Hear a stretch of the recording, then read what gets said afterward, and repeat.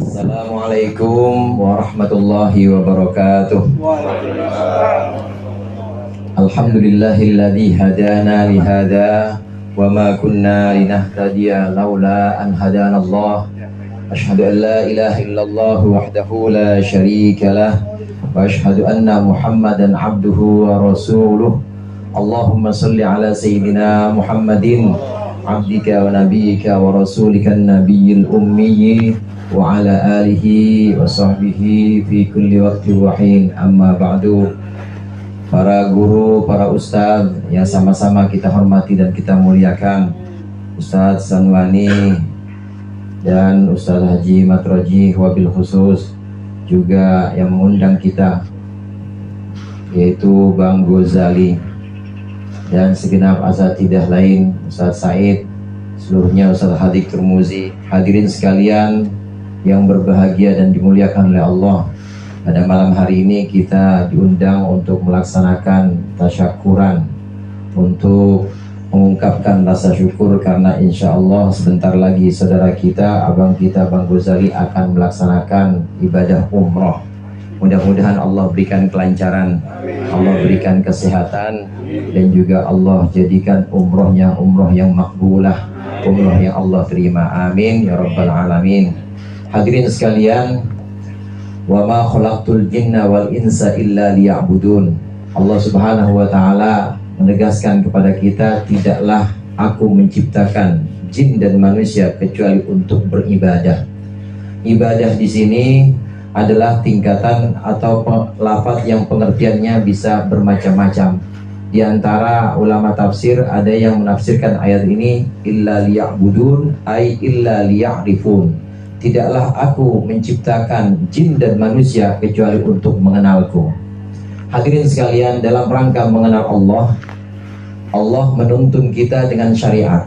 Dalam rangka untuk mendekatkan diri kita kepada Allah, Allah membimbing kita, bahkan membebankan kita dengan pelaksanaan syariat. Ada 3 macam dalam agama yang kita kenal. Kadang kita sebut sebagai Islam, yang kedua kita sebut sebagai iman, yang ketiga kita sebut sebagai ihsan. Ini 3-nya ini boleh juga kita sebut yang pertama sebagai ibadah, yang kedua sebagai ubudiyah, dan yang ketiga sebagai abudah. Sebagai contoh seperti ini hadirin, ibadah yang paling dekat dengan kita dan sehari-hari saya yakin ini udah jadi kebiasaan jamaah Tanah Kusir semua, ibadah sholat. Ibadah sholat ini kalau kita lihat, kalau kita tinjau dari sisi yang pertama, ini adalah sebuah ibadah Islam, pelaksanaan dari rukun agama yang namanya Islam. Nama lainnya adalah ibadah. Apa itu ibadah? Ibadah yang dimaksud di sini adalah ketundukan kita melaksanakan kewajiban-kewajiban dan juga menjauhkan larangan-larangan. Kita sholat nggak tadi Isya Pak? Pak, sholat nggak? Kenapa kita sholat? Karena wajib, betul? Karena wajib. Besok subuh sholat ya kita? Sholat insya Allah. Kenapa kita sholat? Karena wajib.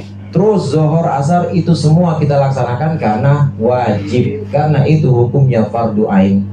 Sekedar melaksanakan perintah-perintah yang wajib, menjauhkan larangan-larangan yang haram, ini hanya sekedar pelaksanaan dan juga hanya sekedar meninggalkan, ini namanya ibadah.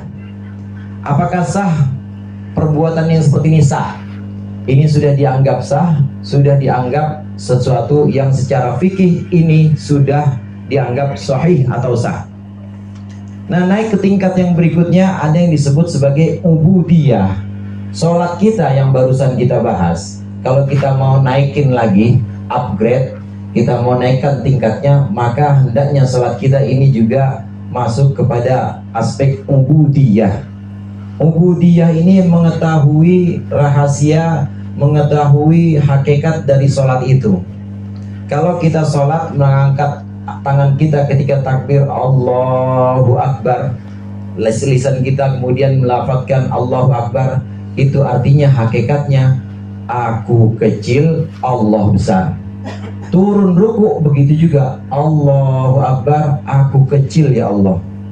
Nanti makin turun lagi sujud, makin rendah lagi, Allahu Akbar, aku kecil ya Allah. Itu yang namanya ubudiyah. Ubudiyah adalah rahasia dari setiap tuntunan-tuntunan dalam ibadah. Kalau ibadah sholat kita dituntun dengan rukun-rukun sholat, dengan bacaan-bacaan yang wajib maupun yang sunnah, maka dengan mengetahui rahasia bacaan itu, mengetahui rahasia kenapa bentuk sujud seperti itu, kenapa harus ada berdiri, mengetahui rahasia-rahasia itu, maka kita akan masuk pada ranah ubudiyah. Jadi ini lebih dalam dibanding ibadah, lebih tinggi dibanding ibadah. Nah, yang ingin saya sampaikan di sini kaitannya dengan Bang Ghazali. Bang Ghazali mana ya? Oh, itu dia. Besok Bang Ghazali mau umroh tanggal 23 ya Bang. Umroh itu pelaksanaannya gampang. Dan saya yakin udah berapa kali ya manasik ya. Udah berapa kali, sekali apa 2 kali manasik. Pelaksanaannya gampang. Apalagi udah ada yang bimbing di sana, udah ada muthabib. Yang penting pertama, rukun-rukunnya kita udah tahu. Yang pertama yaitu ambil mikot untuk ihram. Ini sesuai dengan batasnya, nanti ditunjuk atau nanti dibimbing oleh muthabibnya. Kemudian setelah itu tawaf. Yang ingin saya sampaikan, tawaf kalau dari ranah ibadah, tawaf kalau dari aspek ibadah fikih, ya tawaf itu pokoknya muterin Ka'bah dengan sisi badan sebelah kiri. Jadi Ka'bah ada di sebelah kiri kita. Tawaf ini sama-sama seperti sholat, nggak boleh batal wudhu dan juga nggak boleh pakaiannya kotor. Jadi kalau najis nggak sah. Begitu juga kalau wudhunya batal nggak sah. Dan juga kalau arah kiblat kemudian mengsong, maksudnya mengsong bukan kiblat ya, badan kita lagi tawaf begini, tahu-tahu kita madep ke belakang Ka'bah, batal. Itu ubudiyah, itu ibadahnya. Tawaf. Tawaf yang kita kenal sebagai ibadah dalam umroh, satu rukun dalam umroh. Kalau kita naikkan dari sisi ubudiyahnya, maka hendaklah kita hadirkan dalam hati bahwa sesungguhnya kita melaksanakan ibadah yang sama dengan ibadahnya para malaikat. Malaikat yang tawaf itu ribuan, malaikat yang tawaf itu bahkan jutaan. Setiap hari itu ada yang tawaf, setiap hari itu ada yang mengitari Ka'bah, dan terus naik terus itu sampai ke satu tempat yang namanya Baitul Ma'mur. Mengetahui hakikat atau rahasia tentang tawaf, di mana kita hadirkan hati kita, kita di situ mengikuti ibadah yang sama dengan ibadah malaikat. Kita di situ seolah-olah kita sedang mengitari, seolah-olah kita sedang hadir di hadapan Allah, mengitari keagungan Allah sebagaimana malaikat mengitari keagungan arsy. Malaikat itu melihat arsy langsung. Nggak tahu kalau bawa sini udah pernah lihat arsy belum? Arsy itu lebih besar dibanding langit dan bumi. Malaikat yang melihat langsung ini sangat takut dan juga sangat kagum kepada keagungan Allah. Demikian juga kita hendaknya ketika naik kepada tingkat ubudiyah saat tawaf nanti, Bang Ghazali, hendaknya hadirkan hati kita bahwa kita sedang mengitari keagungan Allah sebagaimana malaikat mengitari arsy-Nya Allah. Terus kita 7 kali begitu, dan doa apa saja yang ada di situ. Doa, terutama doa untuk doa keselamatan dunia akhirat, itu yang penting. Rabbana atina fid dunya hasanah wa fil akhirati hasanah wa qina adzabannar. Itu udah sapu jagat tuh. Jagat dunia, jagat akhirat udah diambil semuanya. Di dunia hasanah, di akhirat hasanah. Di dunia baik, di akhirat baik. Udah urusan udah kelar semuanya dah. Enak doa itu. Itu dibaca sering-sering ketika kita tawaf. Ya kalau ada baca doa-doa yang lain ya boleh juga, tapi ya berhubung apalnya itu doang ya Bang Jaya ya. Apalnya itu doang ya, itu udah cakep banget. Rabbana atina fid dunya hasanah wa fil akhirati hasanah wa qina adzabannar. Maka aspek ubudiyah bukan hanya sekedar ibadah dari tawaf. Aspek ubudiyahnya adalah kita mengitari keagungan Allah, di mana kita di situ merasa diri kita kecil. Allah sangat besar. Kemudian setelah tawaf nanti langsung ke Safa Marwah untuk melaksanakan ibadah namanya sa'i. Sa'i ini, saudara, sa'i ini secara rukun dimulai dari Safa, kemudian ke Marwah, balik lagi ke Safa, balik lagi ke Marwah, begitu sampai 7 kali. Secara rukun ya seperti itu, dan boleh ngomong. Beda dengan sholat nggak boleh ngomong. Tawaf juga begitu. Tawaf boleh ngomong. Besok sama istri, Bang Ojali. Iya, boleh ngomong. Boleh, asal jangan tadi rukun-rukunnya atau syarat-syaratnya tawaf jangan batal aja, jangan sampai ada yang gugur. Boleh ngomong. Demikian juga pada sa'i. Sa'i juga itu boleh. Kalau dari sisi ibadah, kita hanya melaksanakan kewajiban. Kenapa harus sa'i? Karena rukun. Sebab kalau nggak sa'i, nggak sah umrohnya. Cukup sampai di situ kalau ibadah. Tapi kalau ubudiyah, hendaknya kita hadirkan hati kita ketika kita berlari-lari kecil dari sa'i ke marwah, marwah balik lagi ke sa'i. Ini seolah-olah kita sedang ada di pintu gerbangnya Allah Subhanahu wa Ta'ala. Kalau kita ada di depan istana, kita seolah-olah menghadap kepada para raja. Kita menghadap seorang raja. Kita bermohon, kita memiliki permohonan, kita minta pada raja permintaan-permintaan kita. Maka di situ ada harap-harap cemas. Di situ ada harapan-harapan kita dan juga ada kecemasan-kecemasan kita. Diterima nggak ya, biar saya lari lagi. Ya Allah, ampuni saya. Dosa saya masih ada nggak ya? Ya Allah, gimana keselamatan saya? Bayangkan itu, hadirkan itu dalam hati. Maka dalam sa'i, ketika seseorang berlari-lari kecil dari sofa ke marwah dan demikian seterusnya, ini adalah perwujudan dari berlarinya seorang hamba. Berlari jadi kayak orang bingung, kayak orang keder bolak-balik gitu aja. Bukan bingung karena apa-apa, tapi karena bingung di hadapan Allah. Allah terima nggak ya saya? Gimana nanti kelanjutan hidup saya? Gimana nanti anak dan cucu saya dan seterusnya? Ada khauf dan roja, ada perasaan takut kalau nggak diterima oleh Allah. Dan juga ada perasaan roja, saya yakin Allah bakal nerima karena Allah ini zat yang maha pengampun, zat yang maha penyayang. Menghadirkan hati kita ketika kita sa'i dengan keagungan Allah dan juga dengan kecerdilnya diri kita, maka ini adalah hakikat dari ubudiyah pada sa'i. Kemudian setelah itu tahallul. Tahallul sudah selesai dah tahallul. Tahallul itu saudara ibarat salam dalam sholat. Jadi kalau udah salam, nih kita sholat isya udah salam, samping habis itu samping kiri kita ada kopi, boleh nggak kita seruput? Boleh nggak kalau udah salam? Boleh. Boleh. Coba kalau kita lagi tahiyat, boleh nggak kita seruput? Nggak boleh, haram. Haram karena itu disebut dengan takbiratul ihram. Kenapa yang pertama disebut takbiratul ihram? Karena itu adalah takbir yang mengharamkan. Takbir mengharamkan yang tadinya halal. Kopi kan halal ya, apalagi gayo kopi Aceh itu halal. Tapi kalau udah takbiratul ihram, takbir yang mengharamkan semua yang tadinya halal di luar sholat, udah haram. Tapi kalau sudah salam maka udah halal lagi. Tahallul dalam pelaksanaan umroh maupun haji ini seperti salam. Kalau udah tahallul, yang tadinya haram pakai minyak wangi, boleh pakai minyak wangi.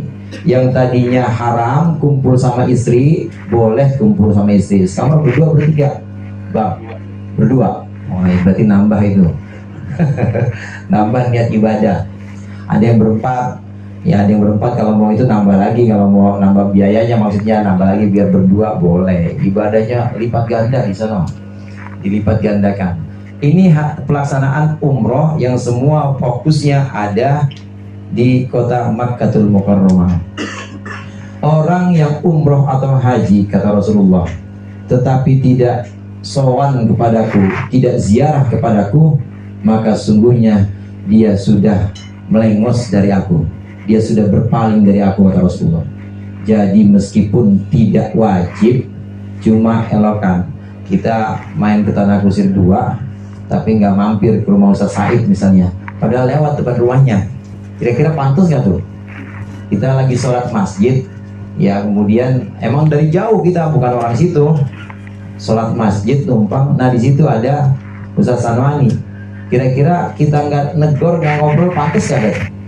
Nggak pantas. Begitu juga kalau kita umroh udah sampai Mekah, kemudian kita nggak ziarah, ini rasanya tidak elok. Ini rasanya sesuatu yang celak dan cacat sekali. Nah yang kenalin kita sholat siapa? Siapa Pak yang kenalin kita sholat? Nabi Muhammad. Yang kenalin kita puasa Ramadan, Nabi Muhammad. Yang kenalin kita umroh siapa? Nabi Muhammad. Masa iya yang memperkenalkan kita semua itu kita lewatin? Maka ketika kita sampai di Makkah setelah selesai pelaksanaan umroh, maka kita harus ziarah kepada Rasulullah. Atau ada juga yang ziarah dulu kepada Rasulullah. Nah, saat ziarah ini hadirin, ziarah hukumnya sunnah. Ziarah ke makam Rasulullah Sallallahu Alaihi Wasallam. Memang ada masjid-masjid yang sangat diutamakan. Di antaranya Masjidil Haram, ini urutan pertama. Kemudian yang kedua Masjid Nabawi. Yang ketiga Masjid Al-Aqsa. Selebihnya sama. Masjid Mujahidin sama Masjid Biru sama derajatnya. Ya, walaupun kota kamarnya beda mana. Sama pokoknya. Semua masjid selain 3 masjid itu semuanya derajatnya sama. Meskipun Masjid Nabawi ini peringkat kedua, tapi siapa yang menjadikan Masjid Nabawi itu mulia? Tidak lain dan tidak bukan adalah Rasulullah Sallallahu Alaihi Wasallam. Siapa yang membuat Masjidil Haram mulia? Ya Rasulullah Sallallahu Alaihi Wasallam. Siapa yang membuat Masjidil Aqsa kemudian juga ada pada peringkat 3 kemuliaan? Ya Rasulullah Sallallahu Alaihi Wasallam yang memperkenalkan itu. Karenanya semua porosnya adalah kepada Rasulullah Sallallahu Alaihi Wasallam. Maka sempetin nanti ziarah ke sana, Bang Ghazali. Salam dari kami jamaah Tanah Kusir 2, jamaah Musola Nurul Mujahidin, pimpinan Ustaz Hadik, jamaah Masjid Al-Mujahidin dan semua yang hadir. Sampaikan salam kami kepada Rasulullah. Assalatu wassalamu alaika ya Rasulullah. Assalatu wassalamu alaika ya Sayyidina Abu Bakrin. Assalatu wassalamu alaika ya Sayyidina Umar bin Khattab. Jadi ada tiga jasad mulia di situ. Nanti Bang Ghazali salamnya kepada 3 orang itu. Hadirin sekalian, ketika kita ziarah ke makam Rasulullah, maka hadirkan hati kita. Kalau makna ubudiyahnya, hadirkan hati kita bahwa ziarah ini bukan sembarang ziarah, sowan ini bukan sembarang sowan. Kalau kita sowan ke guru aja bawa pisang 1 sisir pantas nggak? Ke guru bawa pisang 1 sisir pantas nggak? Apa setandan? Pohon-pohonnya kalau perlu kita bawain. Itu guru. Lah guru punya guru, gurunya lagi punya guru, dan semua maha gurunya adalah Rasulullah SAW. Kalau kita bawain bukan cuma pisang sepohon-pohonnya, bukan cuma kebun-kebunnya, bukan seluruh dunia seisinya kita bawain, untuk Rasulullah nggak akan cukup untuk membalas jasa Rasulullah SAW. Karena Rasulullah bukan cuma memperkenalkan kita ibadah, tapi Rasulullah juga memperkenalkan kita ubudiyah, hakikat dari ibadah itu sendiri. Karenanya nanti ketika Bang Ghazali ziarah ke makam Rasulullah, hadirkan bahwa ini saya dari Indonesia, saya salah satu umatmu ya Rasulullah, doakan saya supaya bisa istiqomah dalam agamamu. Assalatu wassalamu alaika ya Rasulullah. Salawat dan salam semoga untuk engkau ya Rasulullah. Hadirkan hati kita seolah-olah kita hadir di hadapan Rasulullah, betul-betul hadir. Kalau para sahabat ini bisa langsung melihat Rasulullah, maka para tabi'in sudah habis masanya. Demikian juga para tabi'in, apalagi kita yang jauh, kita masanya jauh, waktunya, tempatnya juga jauh, maka kita hadir ke sana dan Rasulullah pasti akan menyambut kedatangan kita. Rasakan, nanti dirasain Bang Ghazali, rasain bahwa Rasulullah menyambut kedatangan kita. Makna ubudiyah inilah yang hendak dibangun, bukan hanya sekedar ibadah sholat kita, bukan hanya sekedar ibadah umroh kita, tapi hadirkan juga makna-makna dari pelaksanaan umroh dalam hati kita. Ini yang dimaksud dengan ubudiyah. Kemudian yang terakhir hadirin, kalau ibadah sama dengan Islam, ubudiyah sama dengan iman, maka satu lagi abudah. Abudah itu sama dengan ihsan. Ihsan itu anta'budallaha ka'annaka tarahu fa illam takun tarahu fa innahu yaraka. Ihsan itu engkau menyembah Allah seolah engkau melihatnya. Kalau engkau tidak melihatnya, maka Allah melihatmu. Itu yang namanya ihsan. Sholat pada tingkat ihsan, sholat pada tingkat abudah, sebutan lain ihsan. Kalau hanya sekedar Islam saja, ibadah, sekedar ubudiyah saja, tahu makna sujud, itu biasa. Insya Allah udah nyampe semua kita sini, amin. Sampai ubudiyah. Tapi sholat dalam tingkat ihsan, maka bisa membawa yang di dalam sholat dibawa keluar sholat. Rasulullah SAW menyebutkan, ij'alu dakhila sholatikum kharijaha. Jadikanlah keadaan-keadaan yang dalam sholatmu keluar sholat. Kalau dalam sholat kita merasakan kehadiran Allah, dalam sholat kita merasakan kecilnya diri kita, maka hadirkan itu juga selesai salam. Jadi selesai salam, ini benar-benar kita merasa diawasin terus oleh Allah. Selesai salam, kita ini benar-benar merasa kita kecil di hadapan keagungan Allah yang demikian besar. Begitu juga ketika kita umrah. Umrah pada tingkat ihsan atau tingkat abudah, maka selesai umrah tetap hadirkan bahwa kita selalu diawasi oleh Allah, dan Allah tidak terikat oleh tempat. Allah bukan cuma ada di Mekah sana, Allah bukan cuma ada di Madinah sana, tapi Allah bisa mengawasi kita di tanah kusir ini.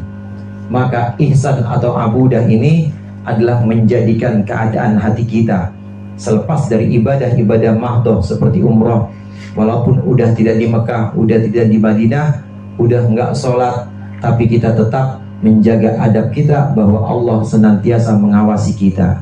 Ini yang dimaksud dengan ihsan. Kita senantiasa muraqabah, kita senantiasa merasa bahwa Allah selalu mengawasi kita. Maka dari situ akan lahir akhlak yang mulia, di mana Rasulullah diutus liutammima makarimat akhlak, hanya untuk menyempurnakan akhlak.